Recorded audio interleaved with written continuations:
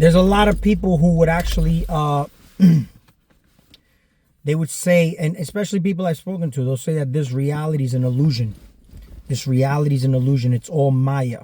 There's also certain people that might say or demonize certain things in their reality, such as like what religion shows them or what others people's perspectives are, what the collective is and whatnot. I want to explain something to you. The illusion of your reality is the illusion of your perception of life. That's all it is. That's the illusion. But here's the thing though, it's your individual illusion. The thing is, you think this is a place. This is not a place. This is a mental construct, your mental construct. And the many worlds theories and whatnot, you're here by yourself. There's nobody here with you. You created everybody with you. Now, existence. What is existence? Right? There's things that exist. There's things that don't exist. What would existence be if existence didn't exist? But we get lost in the word of existence, right? Existence. So you exist, but you're nothing but a creation of mine. Okay? But you are having an individual experience. In an alternate reality, some many worlds theories, you're nothing but versions of me. And from your perspective, you're looking at me the exact same way. But we're all the same collective individual consciousness, right? We say, what is consciousness? We say shards of consciousness. There's no shards. It's just consciousness. That's all it is. There's nobody outside of you. The thing is, your ego can't fathom or perceive that in words the way I'm explaining it to you. The same way, can you actually know outside of space and time, outside of the perspective of your ego or your humanity? You see, we look at everything as a beginning and an end. Okay? We have the beginning and the end. There is no beginning and there's no end. If existence is existence, it always was existence. There was no beginning, there was no end. Again, the limited human perspective of that is too hard to grasp to really fathom what that actually even is outside of space and time. What is time? You are the time that you're experiencing here in your reality. That's why they say your time is precious. What are you doing with your time? So you're here in this reality. It's connected to your heart. Your heart's the projection of this reality. When you look at it, when your heart stops, you're out of time. When you're having fun, time seems to speed up. When you're bored and vibrating low, your time seems to be very, very slow. So when you look at this, you know that somebody whose time may seem to fly, and then another person whose time seems to be very slow, you're under the same time. It's not like your time is any different than the other person's time, right? But you're just perceiving your life differently. So your illusion, that's the illusion of time. Your illusion is your illusion, your perspective of your reality. But in actuality, the problem is that you think this is a place. You think the people outside of you are actually real people. But here's the thing though, it's not even to discredit that they are not real people. But in reality, there is nobody outside of you, but in reality, right? There really is, because you're experiencing it. So you're experiencing this reality, okay? And it bleeds from whatever the blueprint of whatever it is that you want to say your inner world actually is. I've already made the examples of when I'm in a dream, my father didn't die, yet there's a memory of him dying, because I remember him dying here in this waking state that I'm in now. Yet in my dream, there's a memory of him dying, but then the story comes out to be that he never really died, and I buy into that story. But I just get sad every time he leaves, and I'm not able to find him. I don't know where he's at. He appears from time to time, and then I have a great time with him, and you know, it's just like but I just appeared in that dream, didn't I? I wasn't born and I never died in that dream. And even when I'm about to die, I just happen to wake up back in this motherfucker, you know? So existence, what is it though? The self-awareness, what is that? When I talk about self-awareness, okay? See, there's a self-awareness, especially, you know, your imagination is super powerful here in this realm. They discredit that. They say, stop being such a dreamer and whatnot. You hear this from many, many spiritual people. You hear from financial gurus. They say your imagination will take you anywhere and it'll give you anything you want. But it's true, because you're not bound by the limits of nature, or you're not bound by the illusion of time. Your imagination can take you anywhere and it'll give you anything you want. Your mind activates brain cells. You give off a frequency. And what is a frequency? A frequency is a level of vibration. right? So you're a vibrational being. Supposedly you want to manifest things in your life and whatnot. The now moment is the most important thing, because this is the only time that's always ever really existing. The now moment. The now moment that you're breathing and you're aware in the now moment. You could be conscious, but you're not aware of your now moment. Sometimes your mind drifts to the past, sometimes it drifts to the future. But if you're present, that's where you really start to experience your presence. Presence. Your presence. Like you get presents under the Christmas tree. So here's where I actually want to like go with this, because it really is about being in the now. When you have existence and you want to experience existence, just stay as present as possible and just observe your reality as aware as possible. Literally everything in your surrounding, including what's behind you as a potential. Because nothing really exists behind you unless you turn around and look at it. It's all just waves based on a quantum model of how things work here in this reality. So if you're looking at your reality right now from face value, this is what you're experiencing. How do you know what you want to experience if you've never experienced the ultimate potential of what you truly are, right? Well, this is where your mind, they say if you're going to have thoughts, you might as well make them big one, right? So if you're going to think, you might as well make them big thinking thoughts, right? Big imaginations, big over the top imaginations. Here, if you want to experience such a human experience. Now, spiritually, for example, how would you know outside of this humanity what that is if you can't even fathom what that is? Okay? And when you start to look at your world, just think about the moment you became aware here. There's people who say that they became aware when they're in their womb of their mom and, you know, all that. Like you got guys like Terrence Howard who started to really talk about the, you know, memory of him being in the womb and, you know, him looking at his hand and looking at it as his imaginary friend and whatnot. You know, here's the thing though. When you're looking at your body, okay, up until a certain age, you don't have the same level of awareness you do when you're older. Okay, but deep inside, you'll have certain memories, but certain memories can also be implanted. And based on his story about when he was in the womb of his mom, these are potential implanted thoughts. And for the purpose of what? To keep you in the human realm of thinking. Okay, even beyond you, because you're technically not even physical when you're in the womb of your mom. You're a metaphysical being. It's just like whatever's inside of you, like in your head, your brain, your organs. It's all metaphysical things. Okay, you only believe that those things are inside of you based on the dissection of things outside of you, such as other people when they've gone into accidents and you see splattered guts everywhere. I mean, I guess that's why you know what's inside of you, because of what you see inside other people. Okay, but suppose that there was none of these things, you had no knowledge of it. What would you say is in your head? What would you say is in your chest? What would you say is in your stomach? If you were never told of anything of what was inside of you, because the only way it can quantify is the moment they gave it to you and showed you pictures. This is what you believe is actually inside of you. But there is none of those things really inside of you. You're just a metaphysical being from within. And outside of you, you're just the shell that you're observing. You only believe the things are inside of you because of what you were told and what you basically saw from other people. But other people are somehow the illusion, the Maya, part of the mental construct of the game you're playing. See, this is not really a place, right? But it's also not really people you're seeing outside of you. So what do you think you really are? In hindsight, you really think about this though, and you sit down and say, well, what am I then? What is this that I'm experiencing right now? And you'll start to see that, you'll start to notice that wherever you place your energy in certain parts of your body, you start to stimulate some type of energy in that center.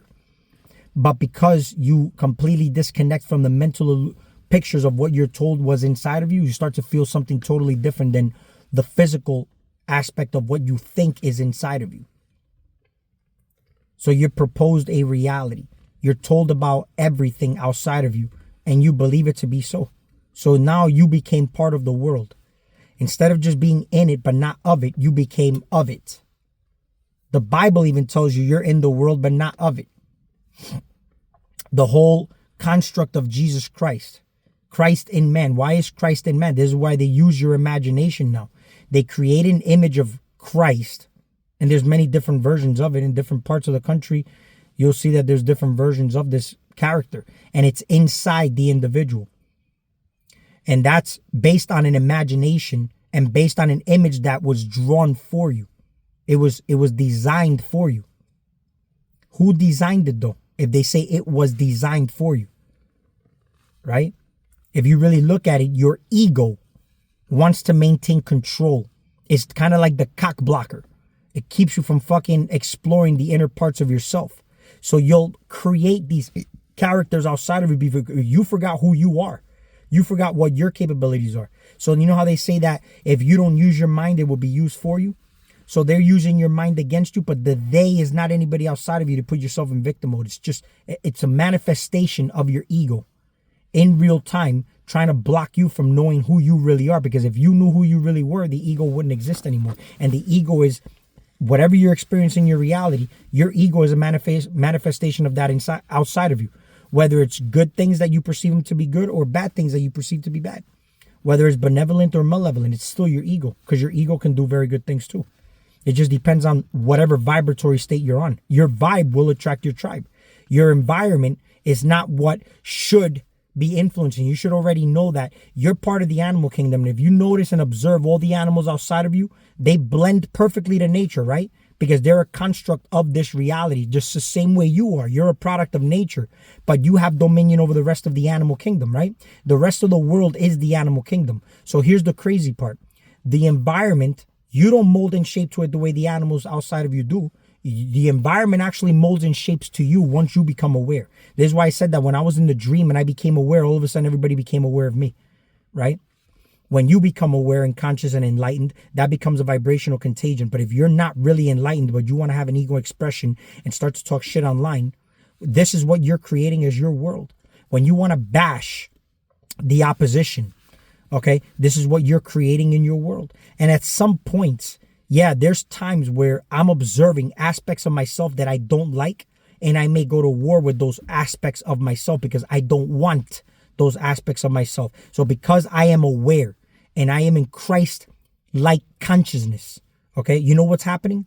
I have the right to cast down any evil outside of me. But if I don't, and I'm not aware that I'm in Christ-like consciousness and I'm aware that I'm in my ego, I don't have any right to do that because I'm only doing it right back to myself. Because the human part of me is the one that's experiencing that, and the human part of me is what I'm actually hurting if I'm hurting another person. And not to say that because you're in Christ-like consciousness, you're supposed to be hurting anybody else. You're not. When I say cast down is you shut that shit down. You shut that shit down and that's it. But it all has to still come from love. Because we're in a realm that is love. As much of the corruption you want to see, it's still actually put together by love. And love is masculine energy. That's what love is. It's the glue that holds everything together. Because if it wasn't connected by love, it would all cease to exist. The only thing that exists is love. That's all it is. But there's a balance. Just the same way there's a balance in the body. There's an 80-20 to good microbiome to bad microbiome. But that 20 has to exist for the 80 to even thrive. That's the crazy part. The bad bacteria, the bad viruses have to exist in your system. It's what keeps the immune system and everything actually functioning and your body releasing the elixirs to actually keep things moving. So you start to look at things as within, so without, right? Everybody else can have their own perspectives and their own opinions and whatnot. I have a son, though. He started to ask me questions, right?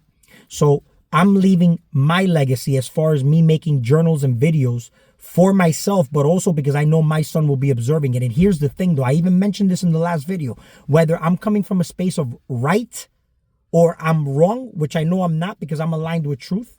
I'm aligned with God 100%. Then I know I'm not coming from truth, from lies. But if I was coming from lies, let's say I somehow had some type of distortion, or I may be blinded by something and I may be coming from some space that really isn't in balance, my son will figure it out. He is actually the light of the world. He is the son of Christ. He is my son. The same way we look at the sun outside in the sky, that's a reflection of you. Your son is a reflection of you. Your daughter is a reflection of you, but she's the negative aspect of the force. The feminine energy is the negative side of the force. Negative doesn't mean bad though. It's just the magnetic side. But in an imbalanced state, she may create distortions in your reality. It's just like people just become degenerates and shit. That's why it's very, very wise to know yourself before you have children, because you're going to be guiding these children. You guide your children because they're part of feminine energy. And when you're truly born again of the Father or a masculine energy, then what are you doing? You are guiding that feminine energy, because children are parts of feminine energy. That's why you guide those children. And they're not born, imperfect. They're born perfect. They're born into the kingdom of heaven. We have to guide our children, okay, but observe what their true natures are. And we guide them so that they don't end up hurting themselves or others. But some people try to control and try to indoctrinate because they think they know better. It's all the human aspect of yourself, right? How would you know if you're in humanity or if you're not in if you're just basically, like, let's say, in your true spiritual nature? Because you can basically do a bunch of mushrooms and think that you're enlightened, but all it did was just buff up your ego to make you think you're enlightened. And then you see everything outside of you triggering you like a motherfucker, and then you start to wonder, why is this reality so fucked up and distorted? But you're only realizing the aspects of yourself. You're so enlightened in your ego that everybody else looks so fucking stupid and small, when in reality, even if you were aligned with truth, honestly, let's say even these people are very stupid or very evil, you wouldn't even fall for the garbage that's actually proposed to you outside of you. Even the people that are super indoctrinated that seem to be very stupid to you, you can actually see and realize the truth even in those lies. That's why I said my son will realize the truth in whatever lies I may be telling, even on camera, if that was the case. But I 100% know I'm not aligned with that. I'm aligned with truth. I'm more of a decoder. I'm more of a Gnostic. I don't like reading others' work and taking it word for word or literal. I like to read and listen to other people, and I respect it because they put a lot of hours of study and work. But the whole thing is that once you get to a certain level, and I will tell you this shit, that you'll start to see between the lines of where the shit is actually coming from. And if it's actually coming from a victim mindset, if it's coming from ego, if it's coming from a human perspective way of thinking, or to basically buff up and experience your human experience. And all it's doing is just keeping the ego in control, never really exposing your spirituality. It's never really putting your inner metaphysical self to light. That's part of masculine energy. You say you have a brain, you have a heart, you have a home, the nerve, all this kind of shit. Look at the Wizard of Oz. They wanted to have a heart, a brain, the courage, all that metaphysical shit. The Tin Man, all right, because he wanted a heart. What was he given? He was given like a little clock with a heart. And then the guy with the brain, he was given some type of diploma to make him think he's smart.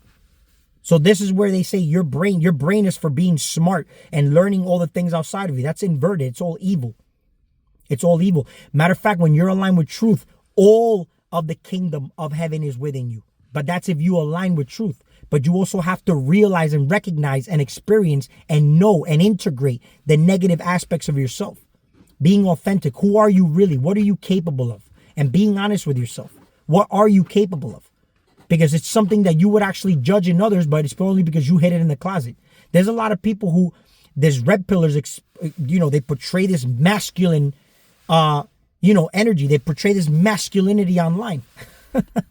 And you know what it is? It's all acting. This portrayal of this masculine energy is just them suppressing the feminine energy. And then to others who are not aware, they'll think that this guy is so masculine and he has all the answers. But in actuality, he's just acting masculine, but he's not really masculine.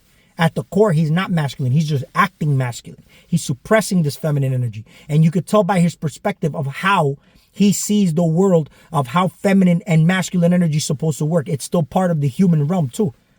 That a man is supposed to do this for his woman, and a woman is supposed to submit and do this for the man. You know, there's one guy said that your girl should actually get you, let's say if you got hungry at 2 a.m, then she should get up and actually get you a sandwich at 2 a.m.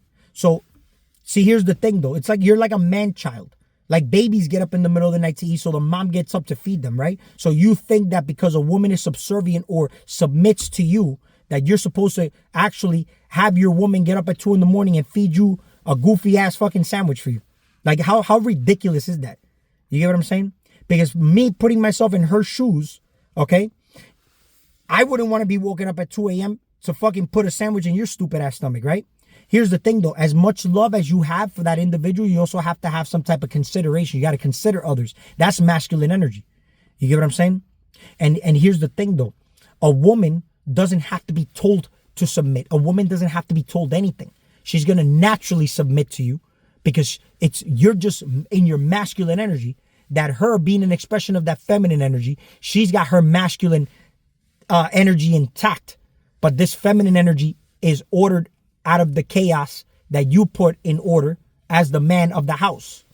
She's naturally going to be in submission to you, but not in submission where it's like a hierarchical order.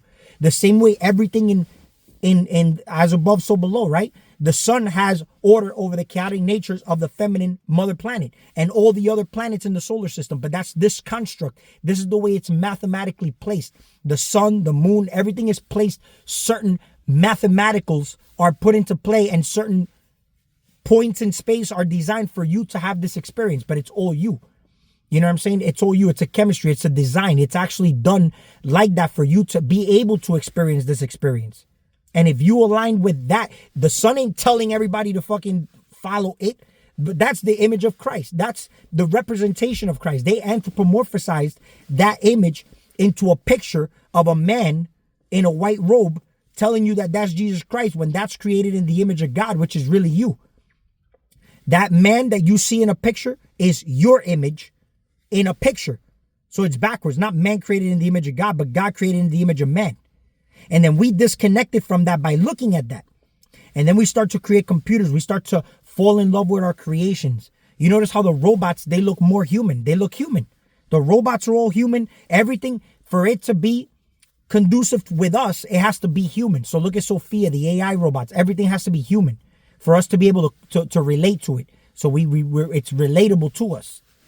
So God, what is the definition of God, right? If you look at it, when you're in God mode, you have the authority. You are in control of your life.